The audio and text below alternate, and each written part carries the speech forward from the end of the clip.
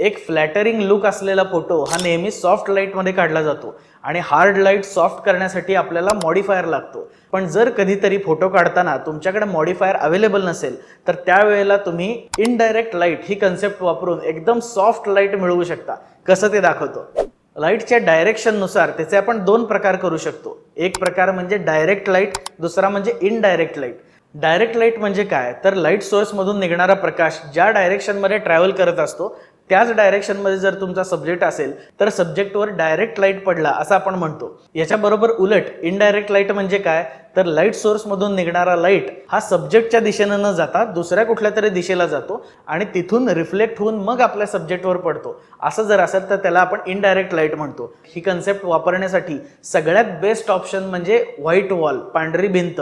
तुमच्या आजूबाजूला एखादी पांढरी भिंत असेल किंवा वर व्हाईट सिलिंग असेल तर त्याच्यावरून लाईट बाउन्स करून त्याच्यावरून लाईट रिफ्लेक्ट करून तुम्ही तुमच्या सब्जेक्टवर सॉफ्ट लाईट पाडू शकता। आता इथंच बघा ना, जर मी माझा फोटो काढण्यासाठी एक हार्ड लाईट वापरला तर स्किन खूप हार्श दिसते, शॅडो सुद्धा एकदम हार्श दिसतात आपल्याला, जे चांगलं वाटत नाही आपल्याला।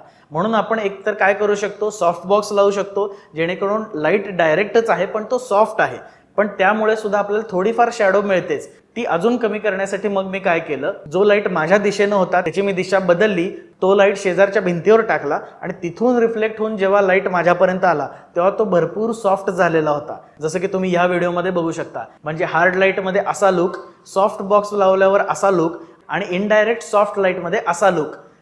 अशा पद्धतीने आपण लाईटची डायरेक्शन बदलून वेगवेगळे लुक सुद्धा मिळवू शकतो।